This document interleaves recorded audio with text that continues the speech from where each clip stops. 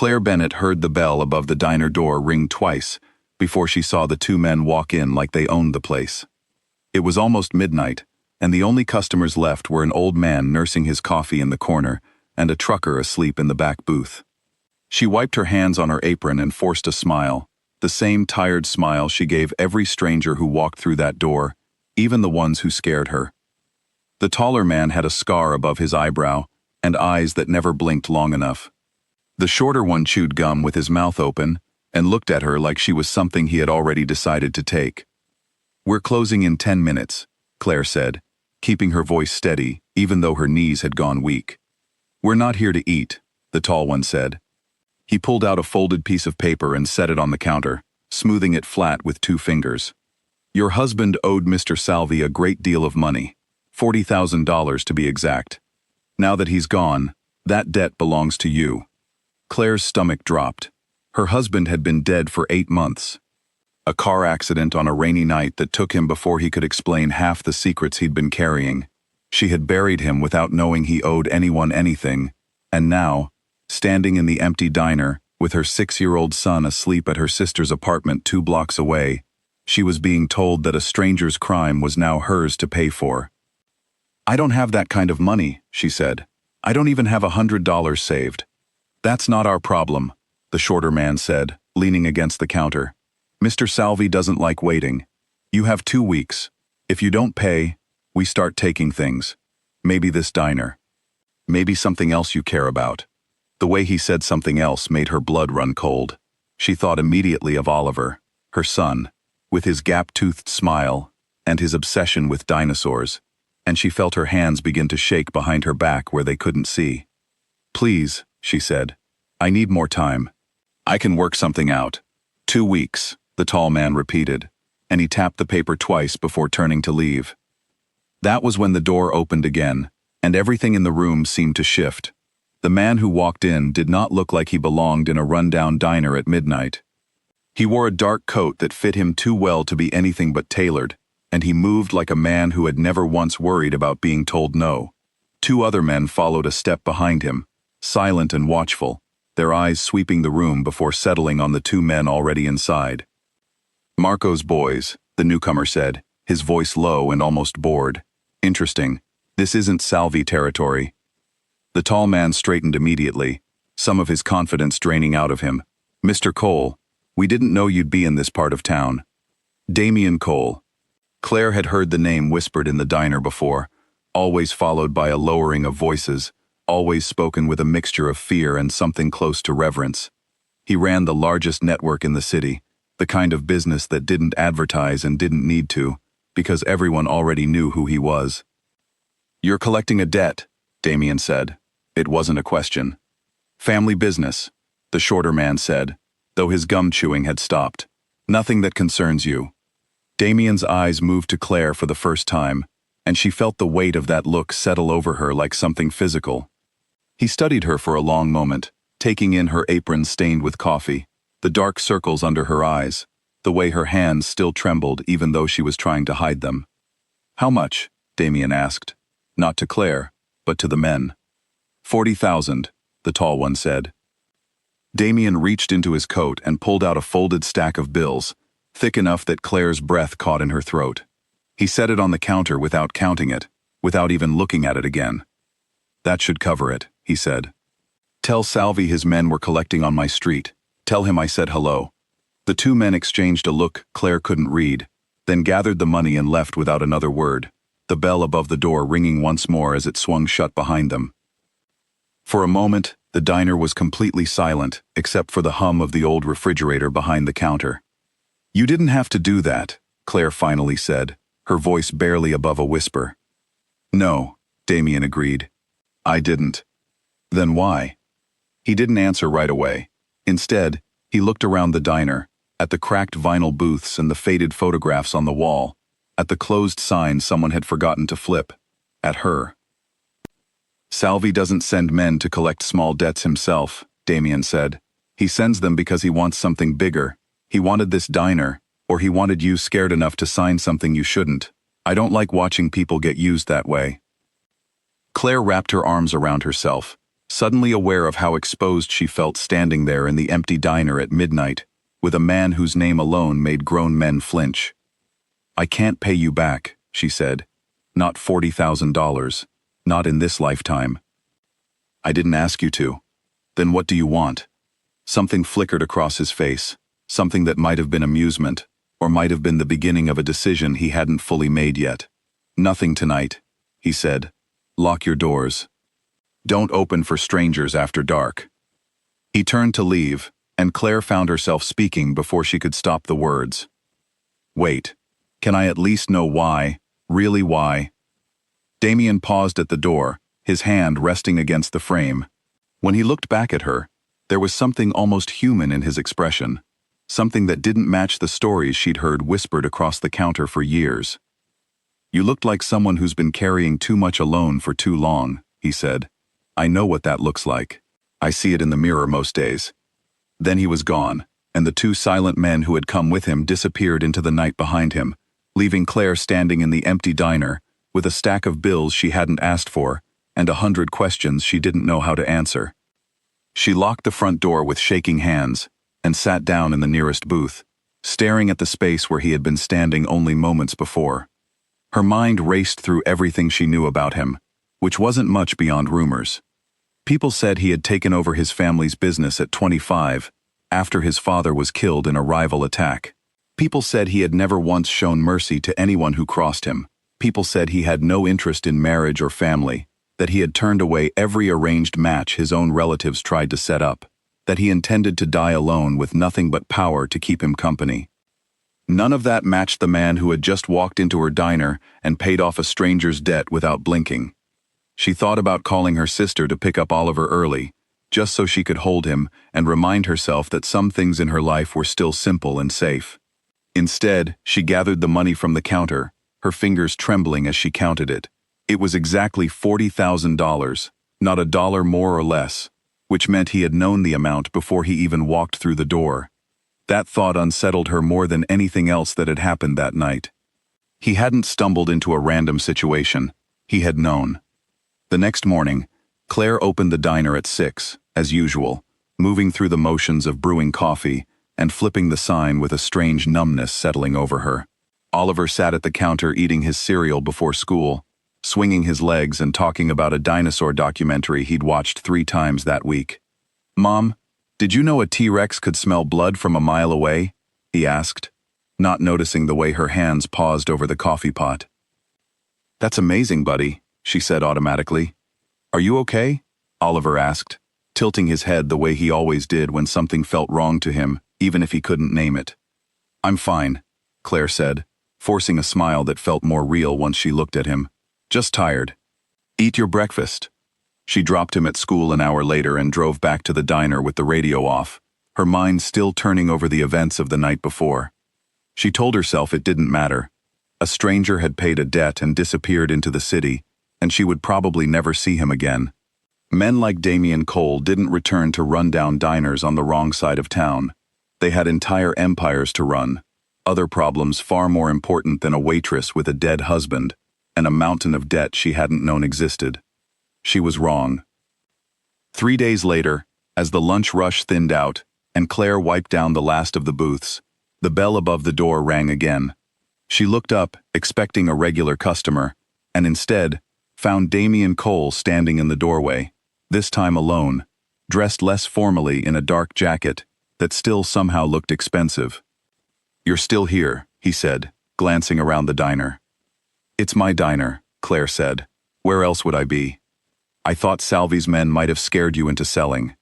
They tried. You stopped them, remember?"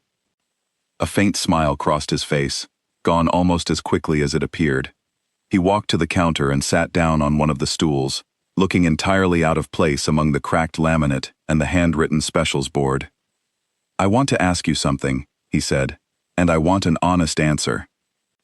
Claire crossed her arms, wary despite the strange pull she felt toward him. "Go ahead. Why didn't your husband tell you about the debt?" The question hit harder than she expected. She looked away, toward the window where the afternoon light was starting to slant gold across the empty street. "I don't know. We weren't as close as people thought we were, near the end. He worked long hours. I never asked enough questions. Do you know who he worked for? Claire shook her head slowly. He said he did deliveries, nothing more. Damien studied her for a long moment, and she got the sense he already knew more about her husband than she did, but he didn't say anything else about it. I'd like to help you, he said instead. Not with money, with something else. I don't need charity. It's not charity, it's business. I need someone who can run a location without asking questions, someone I can trust to be discreet. This diner is well placed. I could make it worth your while to let certain people use the back room occasionally. Claire's stomach twisted. You want to use my diner for whatever it is you do.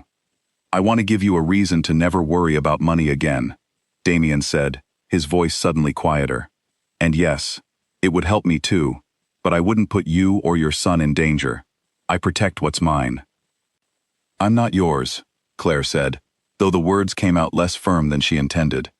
Something in his expression shifted again, that same flicker of amusement from before. No, he agreed. Not yet.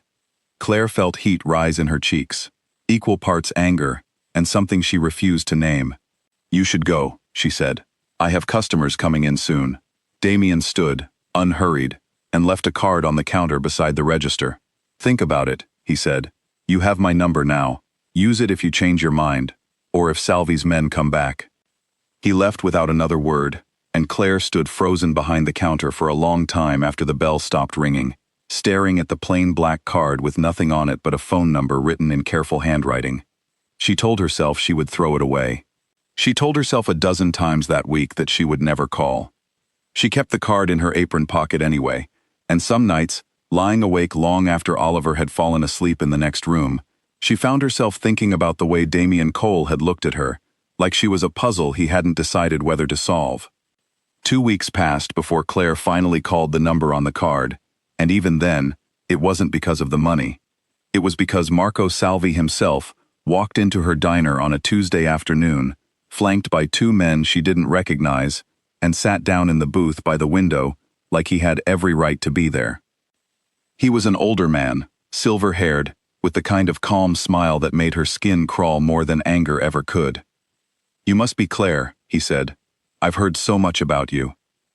We're closed for a private event, Claire lied, glancing toward the kitchen where her one employee, a 19-year-old named Ellie, had gone pale and frozen behind the register. No, you're not, Salvi said pleasantly. Sit down, let's talk. Claire didn't sit. She stood behind the counter with her arms crossed, using the wood between them like a shield. I don't have anything to say to you. My debt is paid. Your debt to me is paid, Salvi agreed. But you've made a new debt, haven't you? To Damien Cole. Do you know what that man does to the people who owe him? Do you know what happened to the last woman who accepted his help? Claire's chest tightened, but she kept her voice even. I don't know what you're talking about. Of course you don't, Salvi said, standing slowly and buttoning his coat. That's how he works. He makes you feel safe right up until the moment he doesn't need you anymore. I'm only telling you this because I'd hate to see history repeat itself with someone so young, so full of potential. His eyes flicked briefly toward the kitchen, toward the framed photo of Oliver that Claire kept by the register. It would be such a shame if something happened to disrupt your life any further. The threat was so gently spoken that for a moment, Claire almost missed it, and then the full weight of it landed in her stomach like a stone. Are you threatening my son? I would never threaten a child, Salvi said, feigning offense. I'm simply pointing out that the world is dangerous, and Damien Cole has made it more dangerous for you by involving himself in your life. Sever ties with him, and I promise you, your world becomes very peaceful again. He left without waiting for a response, his men trailing behind him, and Claire sank onto a stool the moment the door closed, her hands shaking so badly she had to press them flat against the counter to steady herself. Ellie came out from the kitchen, her eyes wide. Who was that? Should I call the police? No, Claire said quickly. No police. Just, give me a minute. She waited until Ellie went back to restocking napkins before she pulled the black card from her apron pocket, the edges already soft from being carried for 2 weeks. Her hands trembled as she dialed the number, and it rang only once before a deep voice answered. Claire, Damien said, and something about the way he said her name, like he had been expecting the call, unsettled her further. "Salvi came to my diner," she said, the words rushing out. "He threatened me. He mentioned my son." There was a pause on the other end of the line, and when Damien spoke again, his voice had changed entirely, gone cold and sharp in a way that made her understand, for the first time, exactly why people whispered his name with fear. "Stay inside until I get there," he said. "Lock the doors." "You don't have to." I said stay inside. The line went dead before she could argue further. 20 minutes later, 3 black cars pulled up outside the diner, and Damien walked in first, moving with a controlled fury that made even Ellie step back against the wall. He crossed the room in a few long strides and stopped in front of Claire, his eyes searching her face. "Are you hurt?" he asked. "No, he didn't touch me. He just talked." "Tell me exactly what he said." Claire recounted the conversation as carefully as she could remember it, watching the muscle in Damien's jaw tighten with every word. When she mentioned the look Salvi had given toward Oliver's photograph, something dark passed behind Damien's eyes, something that made her step back instinctively, even though his anger wasn't aimed at her. "He won't come near your son," Damien said. "I'll make sure of that personally." "How? By starting a war?" "There's already a war," Damien said. "It just hasn't been declared yet. Salvi has wanted my territory for 3 years. He's been waiting for a weakness he could use, and you gave him one without meaning to." Claire felt her stomach drop. "This is my fault." "No." Damien's voice softened slightly, though the tension in his shoulders didn't ease.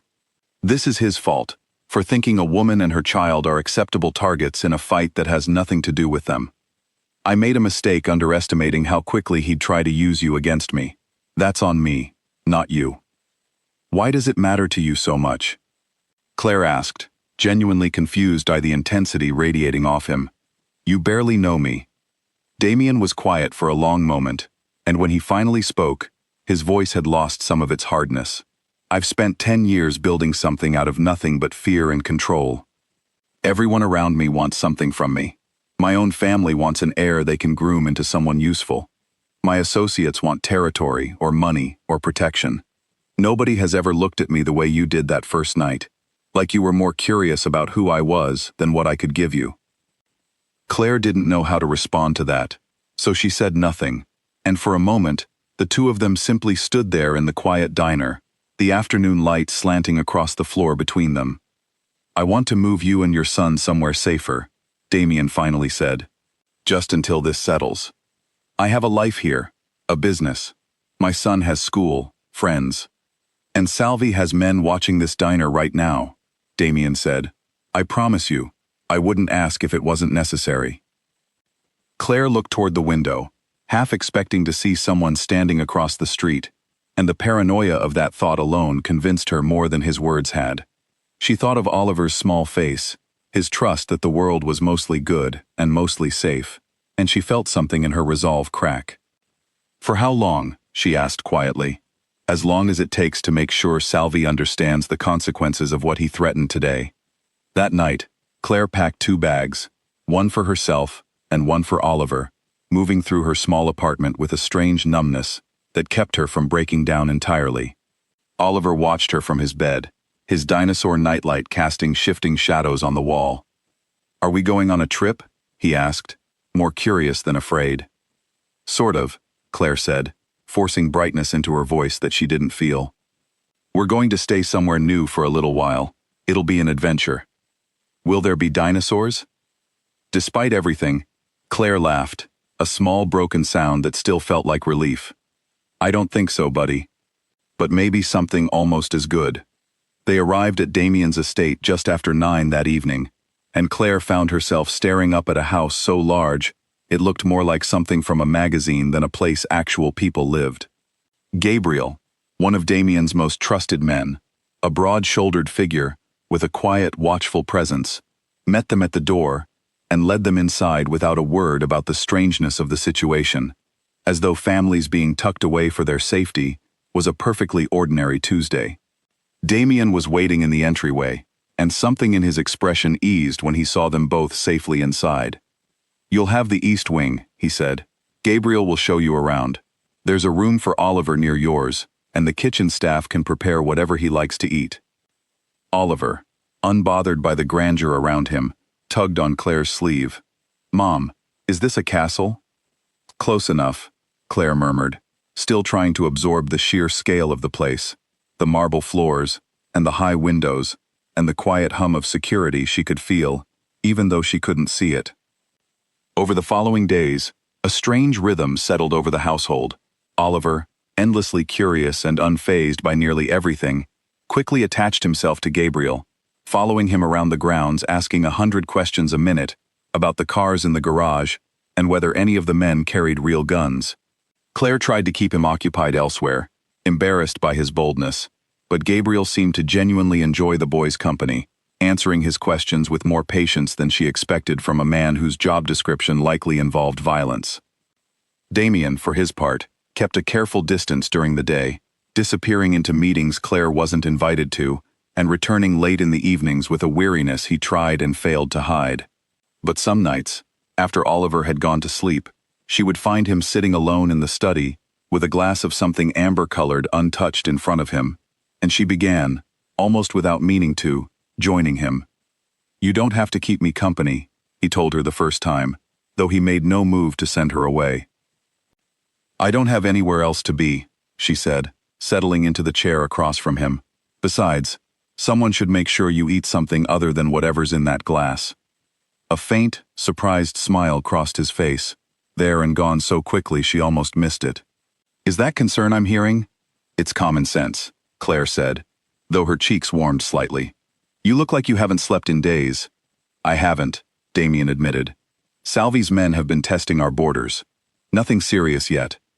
Just enough to remind me he's still out there, still patient." "Are we in danger here?" "No," Damien said, and for the first time since she'd met him, his voice carried absolute certainty. "This house has never been breached. Not once. Not in 20 years. You're safer here than anywhere else in the city."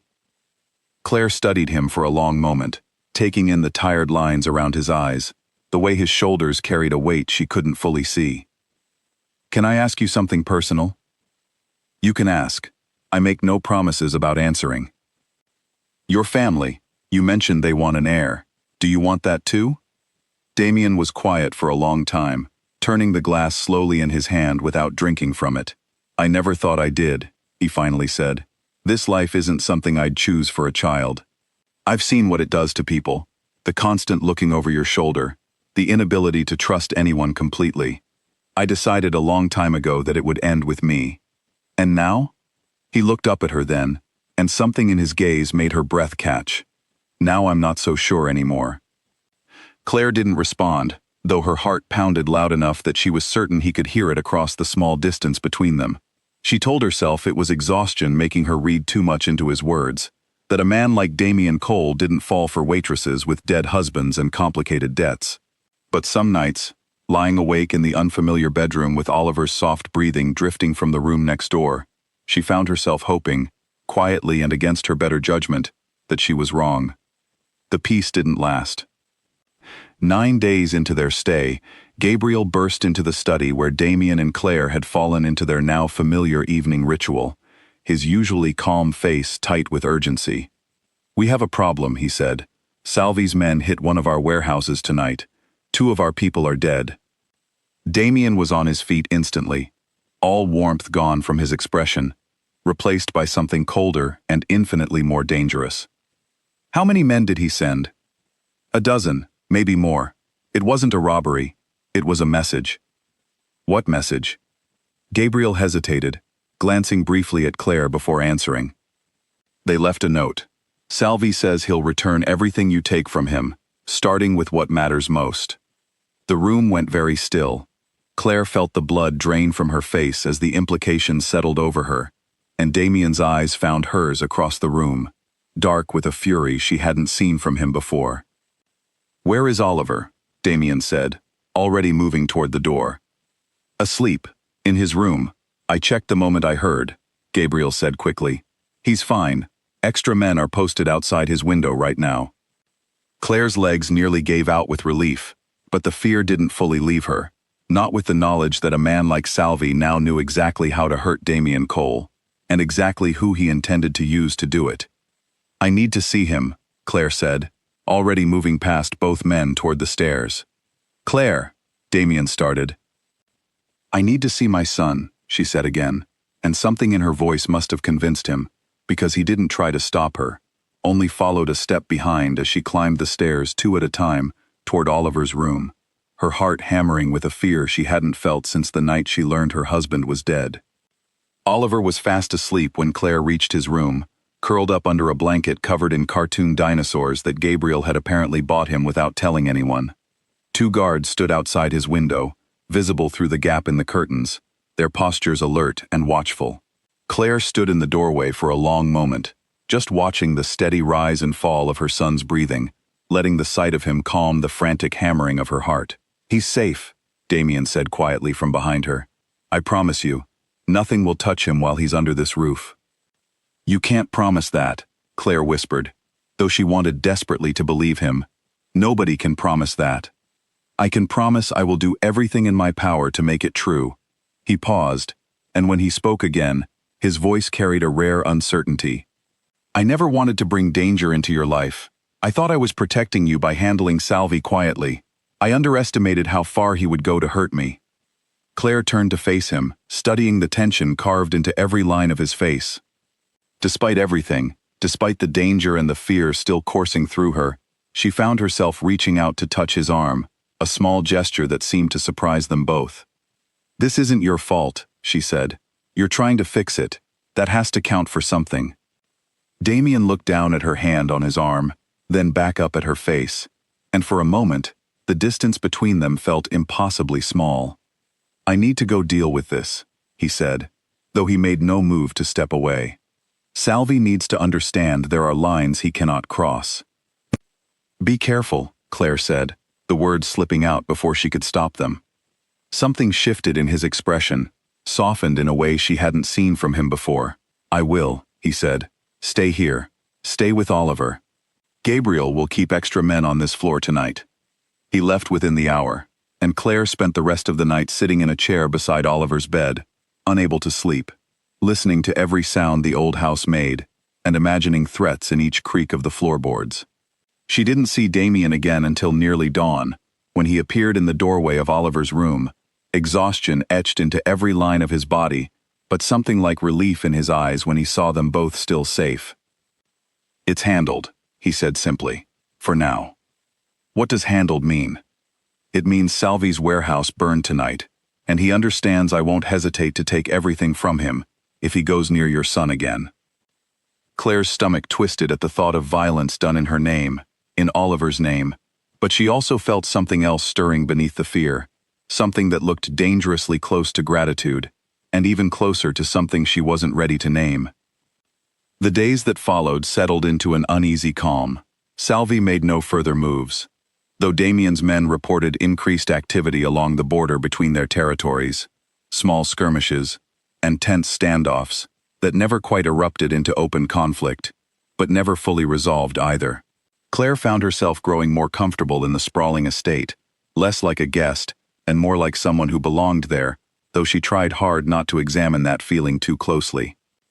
Oliver, for his part, had fully adjusted to his new surroundings, treating the estate's vast gardens as his personal dinosaur excavation site and demanding daily updates from Gabriel on any suspicious rock formations he'd discovered.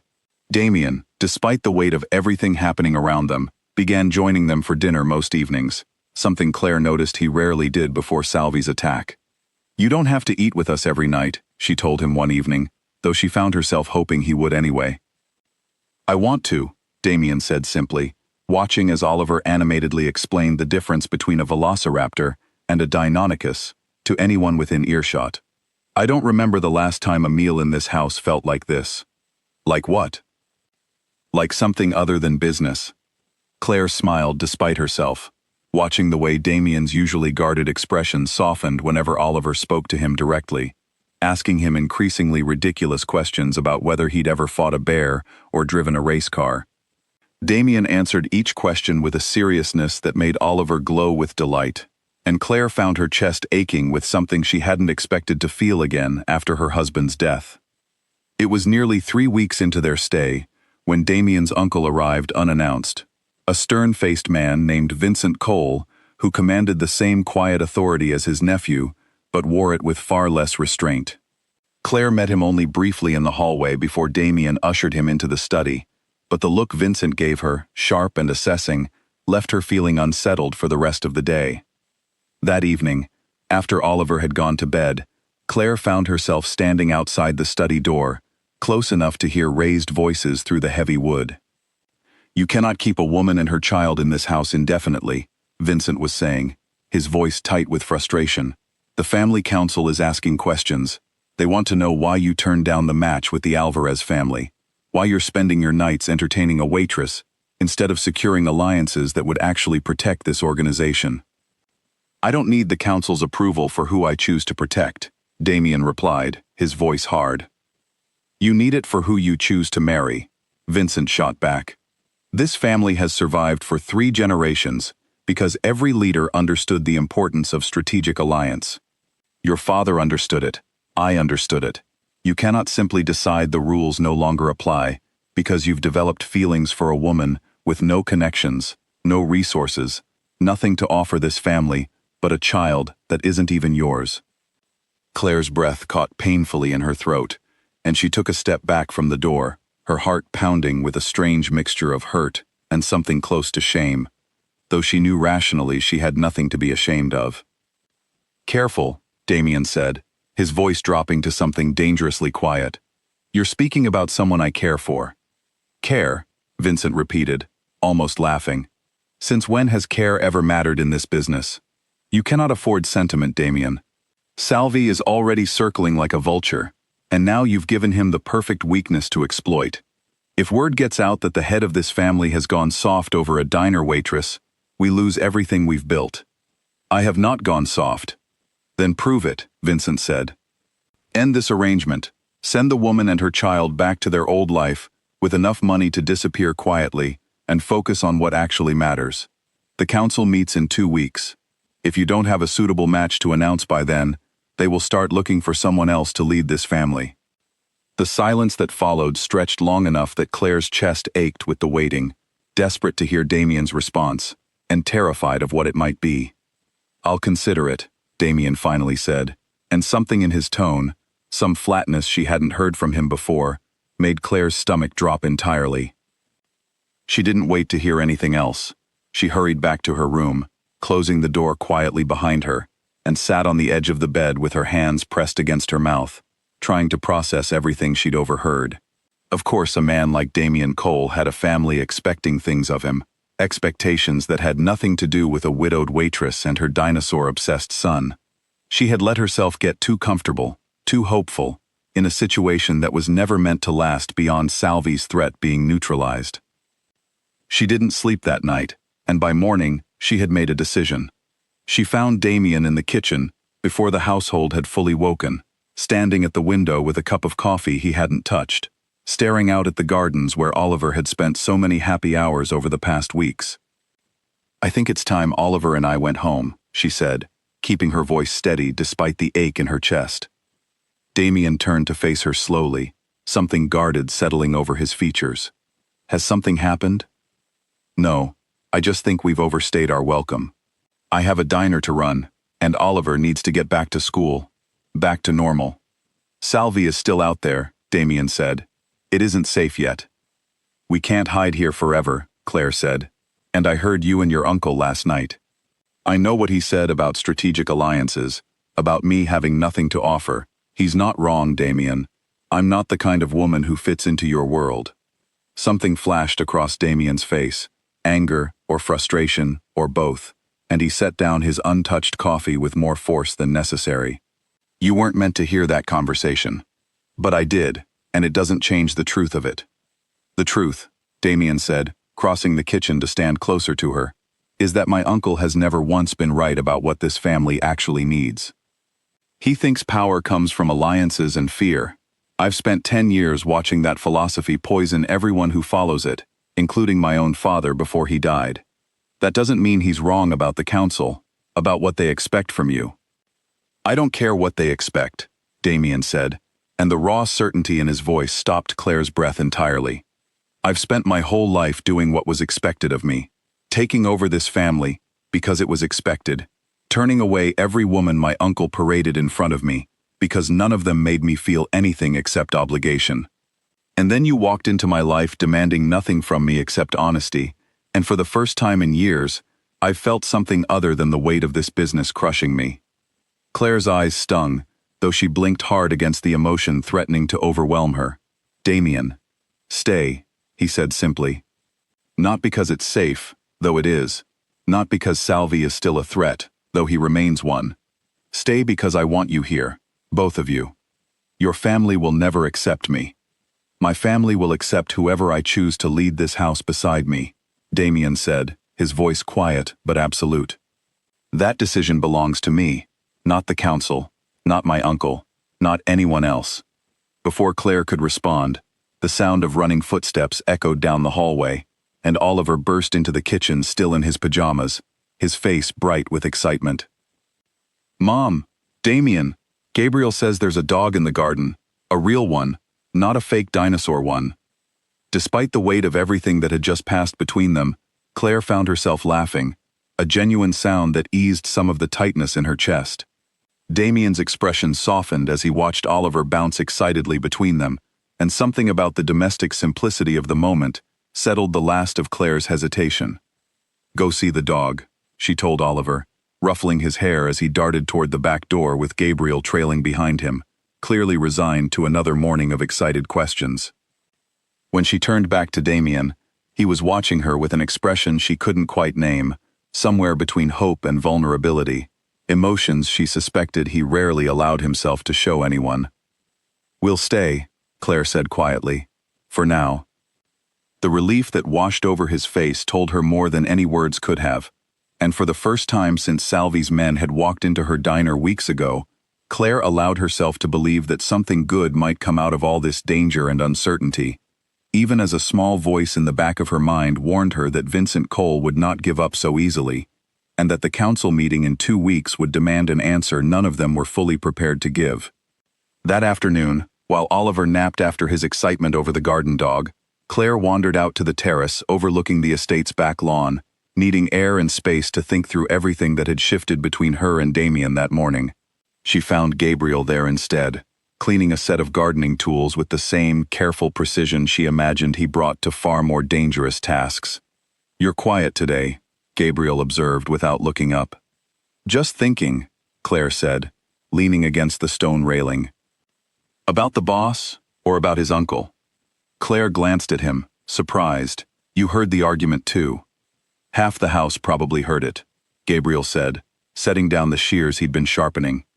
Vincent isn't exactly quiet when he's angry. But for what it's worth, Damien hasn't looked this alive in years, not since before his father died. His father, Claire repeated carefully. Damien mentioned he was killed. Gabriel's expression grew serious, ambushed by a rival family when Damien was 25. He had to take over the organization overnight, bury his father, and hold together a business that half the city expected to collapse without strong leadership. He did it. But it cost him. He stopped trusting easily after that, stopped letting anyone close enough to matter. He paused, studying her carefully. Until you. Claire didn't know what to say to that, so she simply nodded, watching the afternoon sun stretch long shadows across the manicured lawn. He deserves something good, Gabriel added quietly, returning to his tools. Just something to keep in mind when Vincent starts making things difficult, which he will. That evening, Claire found herself thinking about Gabriel's words long after Oliver had gone to bed, turning them over as she sat alone in the study, the fire crackling low in the hearth. When Damien joined her an hour later, freshly returned from a tense meeting with 2 of his lieutenants, he looked more drained than she'd seen him in days. Bad news? She asked, watching him sink into the chair across from her. Salvi's gone quiet again, Damien said, which usually means he's planning something bigger than a warehouse raid. My people are watching every entry point into the city, every shipment, every known associate. So far, nothing. That's good, isn't it? It's unsettling, Damien admitted. A man like Salvi doesn't retreat unless he's regrouping for something worse. Claire reached across the small distance between their chairs and took his hand, an instinctive gesture that surprised them both. Damien looked down at their joined hands, then up at her face, something raw and unguarded passing across his features. Whatever happens with the council, with Salvi, with all of it, Claire said quietly, I'm not running from this. From you, I decided that this morning, and I meant it. Damien's fingers tightened around hers, and for a long moment, neither of them spoke, the fire crackling softly as the weight of unspoken promises settled comfortably between them. It wasn't a declaration of love, not yet, but it was something steady and real, a foundation neither of them had expected to find in the middle of a war neither of them had chosen. The council meeting arrived faster than Claire expected, and with it came a tension that settled over the entire estate like a physical weight. Damien left early that morning, dressed more formally than she'd ever seen him, his expression carefully composed into something unreadable, the mask he wore for business rather than the man she'd come to know over the past weeks. Will it go badly? Claire asked as he prepared to leave, straightening his collar with a gentleness that made him pause and look at her. It might, he admitted. My uncle has spent weeks building support for the Alvarez match among the older members. But I'm the one who leads this family, not him. I intend to remind everyone of that fact today. Be careful, Claire said, the same words she'd offered the night he went after Salvi's men. Damien caught her hand before he left, pressing a brief kiss to her knuckles that left her breathless. I'll be back before dinner, I promise. He wasn't back before dinner. Claire fed Oliver and put him to bed with a forced calm she didn't feel, checking her phone every few minutes for a message that never came. By midnight, she had moved to the study, pacing in front of the cold fireplace, imagining every possible disaster that could explain his absence. Gabriel found her there just after 1 a.m, his expression grim, in a way that made her stomach drop before he even spoke. The council meeting turned violent, he said, without preamble. Someone inside leaked information to Salvi. His men attacked the meeting hall during a break in negotiations. Is Damien? He's alive, Gabriel said quickly, seeing the panic rising in her face. Injured, but alive. He's at a safe house on the north side of the city. He wouldn't let anyone bring him back here until he was sure it wasn't compromised. I need to see him. It's not safe to move right now. Salvi's men are still active in that part of the city.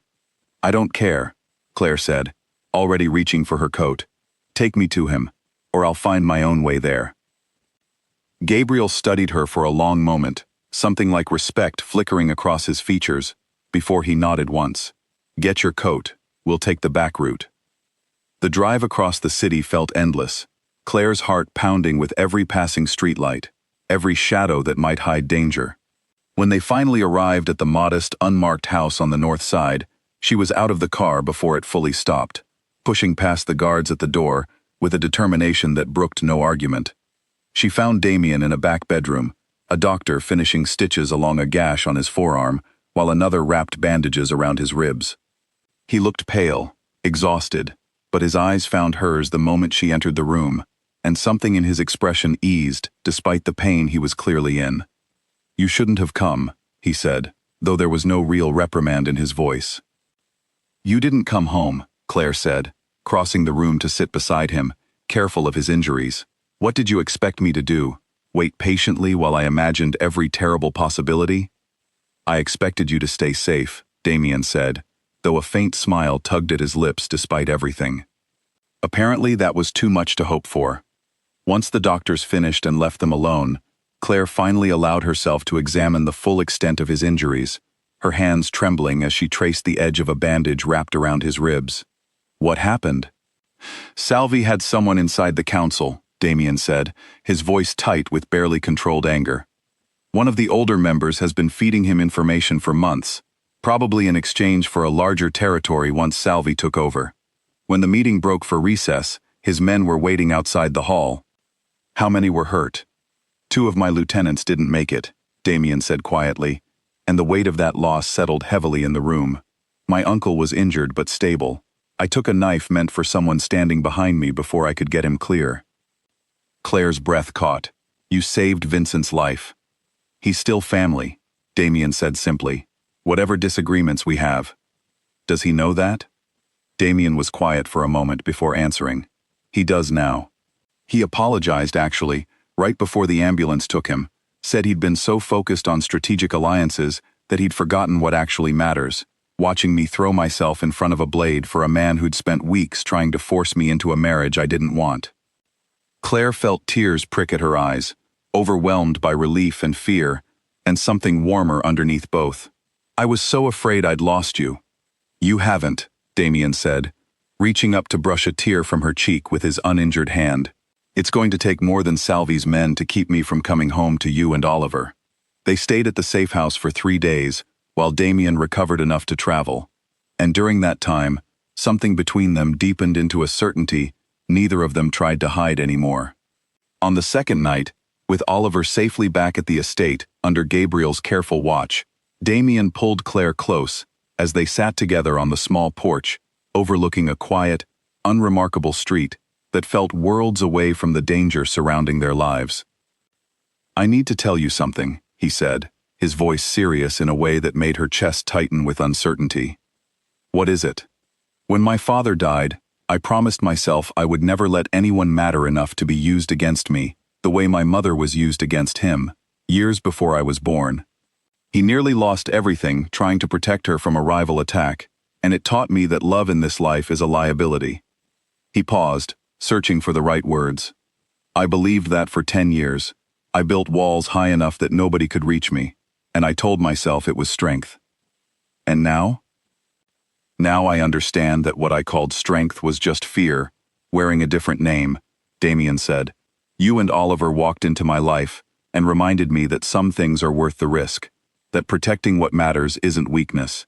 It's the only thing that actually gives any of this meaning.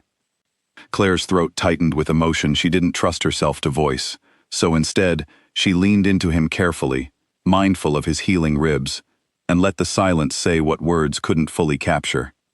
Salvi will keep coming, Damien continued after a moment. Losing that ambush hasn't stopped him. If anything, it's confirmed for him that attacking what I love is the only strategy that actually threatens me. Then we stop him, Claire said, surprising herself with the fierceness in her own voice. Together, not just you protecting us from a distance, but all of us, facing this as a family. Damien looked at her with something like awe, as though the word family from her lips carried a weight he hadn't expected to feel again. You'd fight for this life, knowing everything it demands? I already am, Claire said simply. I have been since the night you paid off a debt for a stranger, because something about her reminded you of yourself. I just didn't realize it yet. When they returned to the estate 3 days later, Vincent Cole was waiting in the entryway, his arm in a sling, his expression carrying none of the coldness Claire remembered from their first meeting. He approached her slowly, an unfamiliar humility replacing his previous sharpness. I owe you an apology, he said. I spent weeks trying to convince my nephew that strategic value mattered more than character. I was wrong. You proved more loyalty in a single night than half the families I spent years trying to align us with. Thank you, Claire said, uncertain how else to respond to such an unexpected shift. The council will not trouble you again, Vincent continued. I've made sure of that personally, but Salvi remains a threat, and he will not stop until either he's eliminated or Damien is. Then we need a plan to end this, Damien said, his voice hardening with resolve. Not defense anymore, something decisive. Vincent nodded slowly, a rare approval settling over his features. Now you're thinking like the leader this family actually needs. That night, after Oliver had fallen asleep clutching a new dinosaur toy Gabriel had gifted him during their absence, Claire found Damien in the study poring over maps and documents spread across the desk, tracing supply routes and territory lines with a focused intensity she hadn't seen from him before. What are you planning? She asked, moving to stand beside him. Ending this, Damien said. Salvi's operation depends on 3 key locations for moving product through the city.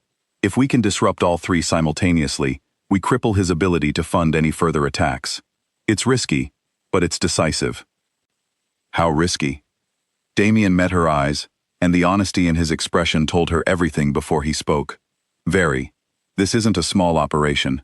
I need people I trust completely, and I need to move within the next week, before Salvi has time to recover from what happened at the council meeting. Claire studied the maps for a long moment, absorbing the scale of what he was proposing, and though fear coiled tight in her stomach at the thought of him walking into such danger, she also understood, with a clarity that surprised her, that hiding from Salvi forever was never truly an option. "Do what you need to do," she said finally, "but come home to us. That's the only condition I have." Damien pulled her close, resting his forehead against hers despite the ache still lingering in his healing ribs. "I intend to," he said. "This ends soon, one way or another. And when it does, I have something I want to ask you, something I've been thinking about since the night you refused to stay safely away from that safe house." Claire's heart raced at the implication in his words, but before she could ask what he meant, Gabriel knocked sharply on the study door, his expression once again grim with urgent news that told them both, without a single word spoken, that whatever peace they'd found in each other's arms was about to be tested one final time. "What is it?" Damien asked, already straightening, the softness of a moment ago replaced instantly with sharp attention. "One of Salvi's men was caught trying to get onto the estate grounds tonight," Gabriel said. "He wasn't armed. He says he has information, that he wants to defect." "Do you believe him?" "I don't know yet, but he mentioned something specific. He says Salvi has a source inside this house, someone who's been reporting on our movements for weeks." Claire felt a chill run through her at the words. Damien's expression darkened, his mind clearly already running through the list of people with access to the estate. People they trusted enough to let close to Oliver, close to Claire, close to the very heart of everything they were trying to protect. "Bring him in," Damien said. "Carefully. I want to hear exactly what he knows." The informant, a nervous young man named Petey who couldn't have been more than 20, sat in the study an hour later, flanked by two of Damien's most trusted men, his hands shaking as he spoke. "Salvi doesn't trust me anymore," Petey admitted. "He thinks I botched the warehouse job weeks ago. I figure it's only a matter of time before he decides I'm more useful dead than alive. I'd rather take my chances with you." "The source inside my house," Damien said, his patience visibly thinning. "Who is it?" "I don't know a name," Petey said quickly, flinching at the sharpness in Damien's voice. "But I know Salvi gets information about your schedule, about who comes and goes from this estate. Someone on the inside is talking to him. I've heard him mention it twice, bragging about how he'll know exactly when to strike again." Claire's mind raced through the household staff, the guards, everyone who had access to their daily movements over the past weeks. The thought that someone close to them, someone who had watched Oliver play in the garden or shared meals at their table, might be feeding information to the man who wanted to destroy everything they'd built together, made her stomach turn with a sickening dread. "We'll find them," Gabriel said grimly, already moving toward the door to begin questioning the staff. "Quietly," Damien ordered. "I don't want to spook whoever it is, until we know exactly what they've already told Salvi." Over the following days, a careful investigation unfolded beneath the surface of the household's normal routine. Gabriel and two other trusted men, discreetly tracking phone records and movement patterns of everyone with access to the estate. Claire tried to maintain a sense of normalcy for Oliver's sake, though the underlying tension of not knowing who to trust colored every interaction, every friendly smile from the staff who prepared their meals or tended the grounds. It was Ellie, of all people, who provided the final piece of the puzzle, calling Claire from the diner 3 days later, with a voice tight with fear. "There was a man here asking questions about you," Ellie said. "About the estate, about your schedule. He said he worked with someone named Marco, and that he had a contact inside already, but he needed to confirm some details." "Did he give a name for the contact?" "He mentioned a name, but I don't know if I heard it right. Marcus, maybe? Or Marco again?" He was talking fast and I was scared. Claire relayed the information to Damien immediately, and within the hour, Gabriel returned with a grim confirmation. One of the security guards hired only 2 months earlier, a man named Marcus Hale who had come with excellent references, had been receiving unexplained payments traced back through several shell accounts to Salvi's organization. "He's on shift tonight," Gabriel said. "Should I bring him in?" Damien's expression hardened into something Claire hadn't seen since the night he first confronted Salvi's men in her diner. "No, let him think he's still undetected. I want to use this." "Use it how?" Claire asked, unease, settling over her at the calculating look in his eyes. "Salvi thinks he has eyes inside my house," Damien said slowly, a plan clearly forming behind his careful expression. "We're going to give him exactly the information we want him to have." The plan took shape over the following 2 days, built carefully around the compromised guard's access to information. Damien let false details slip through the usual channels, a fabricated schedule suggesting he would personally oversee a shipment moving through one of his warehouses on the edge of the city, timed for a night when, in reality, the location would be nearly empty except for a small, heavily armed team waiting for exactly the ambush they expected Salvi to attempt. "Are you sure this will work?" Claire asked the night before, watching Damien review the details one final time at his desk. "Salvi has been patient for weeks, waiting for an opportunity like this," Damien said. "A chance to eliminate me directly, instead of chipping away at the edges. He won't be able to resist it. And if something goes wrong..." Damien looked up at her, his expression softening despite the tension of the coming night. "Then Gabriel takes you and Oliver somewhere safe immediately. No questions, no delays. I've already arranged it." "I don't want to plan for if you don't come back," Claire said, her voice cracking slightly despite her effort to stay strong. "I want you to come back." "I will," Damien said, pulling her close. "I have too many reasons to now." The night of the operation arrived with a tension that seemed to seep into every corner of the estate. Claire sat with Oliver in his room, long after his usual bedtime, reading the same dinosaur book 3 times over, because neither of them, it seemed, was ready for the night to move forward without some small comfort between them. "Is Damien going somewhere dangerous?" Oliver asked, his young voice carrying more perception than Claire expected. "He's making sure we're all safe," Claire said carefully. "That's all you need to know, buddy." "He's gonna be okay though, right? Like a hero in the stories?" Claire felt her throat tighten, unable to offer the certainty her son wanted so badly to hear. "He's very brave," she said instead, "and he loves us very much." That has to count for something. Across the city, in the shadows surrounding the warehouse Salvi believed would be lightly guarded, Damien waited with Gabriel and a dozen of his most trusted men, watching the perimeter through the darkness for the first sign of movement. It came just after midnight, headlights sweeping across the access road as 3 vans pulled up outside the warehouse, disgorging nearly 20 armed men who moved with the confidence of people who believed they held every advantage. Marco Salvi himself emerged last, flanked by 2 bodyguards, his silver hair catching the moonlight as he surveyed the seemingly quiet warehouse with obvious satisfaction. "Move in," he ordered. "Take the building. I want Cole alive if possible. I have plans for how his death should be witnessed." The moment Salvi's men breached the warehouse doors, Damien's team moved, cutting off every exit before the rival gang fully understood the trap they'd walked into. The gunfire erupted in short, controlled bursts. Damien's men trained and disciplined against Salvi's overconfident enforcers who had expected an easy ambush rather than a coordinated defense. Damien found Salvi within minutes, cornered near the warehouse's loading dock as his remaining men either surrendered or fled into the darkness beyond the perimeter. "You should have stayed retired," Damien said, his weapon steady despite the chaos still echoing through the building around them. "You should have accepted that your time in this city ended when my father took over your territory 15 years ago." "Your father stole what belonged to my family," Salvi spat, though his usual composure had cracked, revealing the desperate fury beneath. "I was simply reclaiming what was mine." "By threatening a child," Damien said, his voice deadly quiet. "By sending men to terrorize a woman who never asked for any part of this war." "She's the reason you're weak now," Salvi said, backing toward the shadows as he searched for any remaining escape. "A man distracted by sentiment cannot lead effectively. I would have done this city a favor removing you." "You had your chance tonight," Damien said, "and you failed."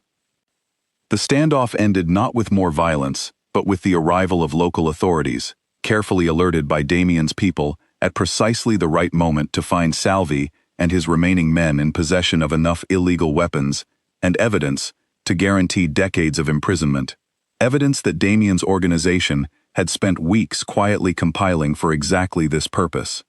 It was, Damien later explained to Claire, always the intended ending, a way to remove Salvi permanently, without escalating the war, into something that would consume the entire city and put countless innocent people at further risk.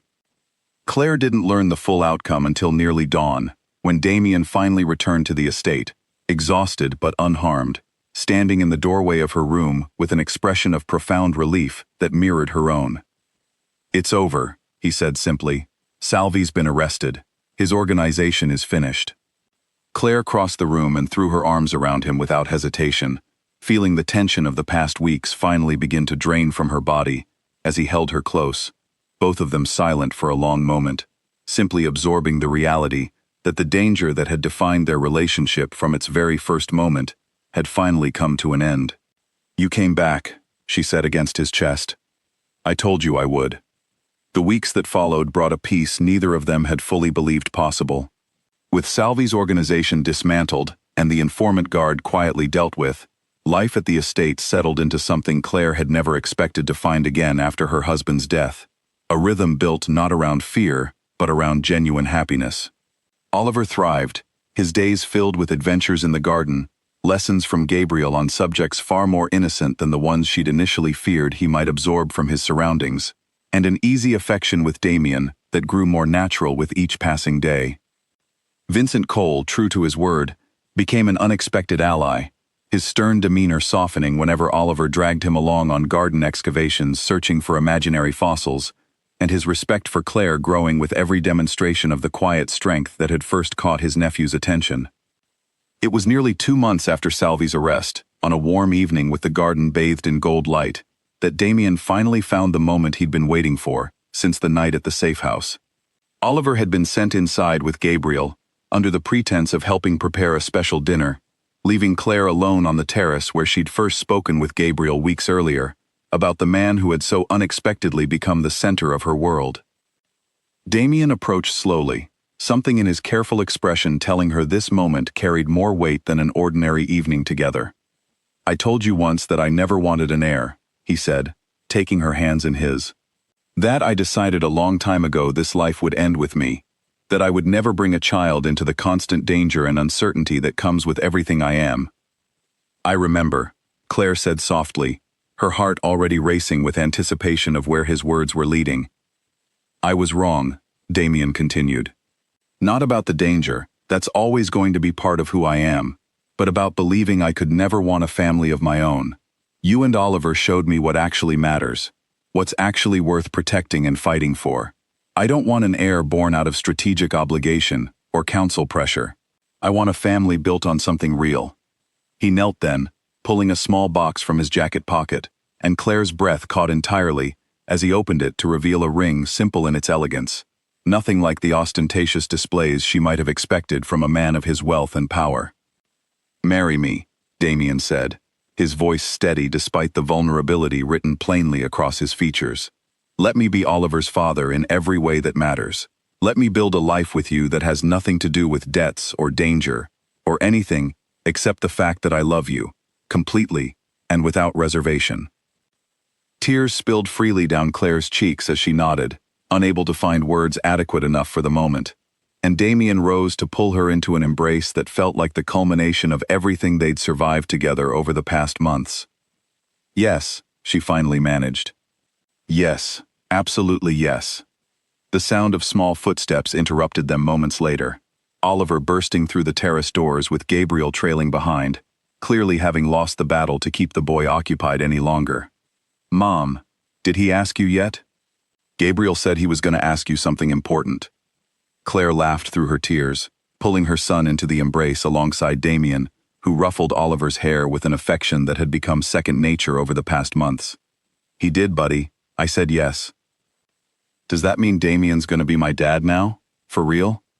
Damien knelt down to Oliver's level, his expression serious in the way that always made the boy feel like his questions mattered as much as any adult's concerns. "If you'll have me," Damien said. "I know I can't replace the father you lost, but I promise to love you and protect you for the rest of my life, exactly as much as I love your mother." Oliver considered this with the solemn thoughtfulness only a 6-year-old could bring to such a moment, then nodded decisively. "Okay, but you have to help me find real dinosaur bones someday. Gabriel says there might be some in the mountains." Damien laughed, a full, genuine sound that Claire had rarely heard from him before this moment. I promise we'll find every fossil in those mountains together. 6 months later, standing in the estate's grand ballroom, surrounded by more genuine warmth and laughter than the walls had likely witnessed in decades, Claire watched Damien across the room, deep in conversation with Vincent about some minor detail of the wedding reception, and felt a peace settle over her that she'd never expected to find again after losing her husband. The organization Damien led remained powerful, still commanding respect and caution throughout the city, but the ruthlessness that had once defined it had been tempered by something new, a leader who understood now that true strength came not from fear alone, but from having something precious enough to protect with everything he had. Oliver ran between the tables in a small suit that made him look both adorable and thoroughly uncomfortable, showing off a small dinosaur figurine to anyone who would admire it, utterly unaware of how completely he had changed the trajectory of both his mother's life and the life of a man who had once believed he would rule alone until the day he died. When Damien finally crossed the room to find her, pulling her close for their first dance as husband and wife, Claire looked up at him and saw none of the guarded coldness that had first walked into her diner months earlier, only warmth and certainty, and a future neither of them had dared to imagine before fate, in the strangest possible way, brought them together. "No regrets?" Damien asked quietly, as they moved together across the floor. "Not one," Claire said, resting her head against his chest as the music swelled around them. "You never needed an heir, remember? You told me that yourself, the very first week we met." "I was wrong about a great many things back then," Damien murmured against her hair.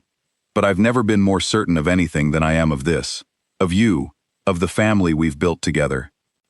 Across the room, Oliver climbed onto Gabriel's shoulders for a better view of the dance floor, laughing with the pure, uncomplicated joy of a child who had found, in the most unexpected way possible, a home built not on fear or obligation, but on love, that had proven, in the end, to be the most powerful force in either of their worlds.